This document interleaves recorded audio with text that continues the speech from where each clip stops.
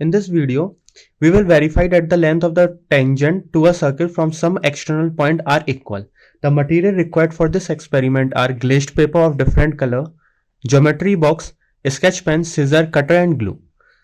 So, first of all, we need to take a glazed paper and draw a circle of any radius centered at O.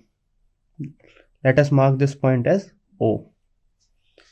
Now, by taking any point P outside the circle P and placing a ruler touching the point P and the circumference of the circle, we lift the paper to make the tangent PQ to this circle.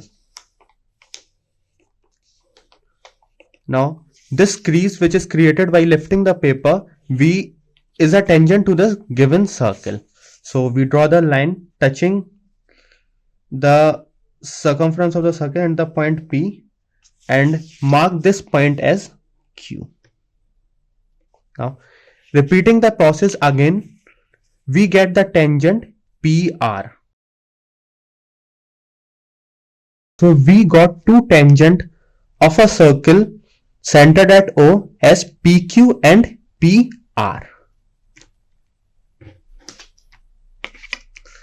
Now, by placing the ruler at point O and P and drawing a line OP, we fold this glazed paper along the line OP. As you can see that point Q and R are coinciding with each other when we fold the glazed paper along the line PQ. Point Q and R are coinciding. So, we can say that from point P two tangents are drawn and point Q and point R are coinciding with each other. That means the tangent PQ and PR are of equal length.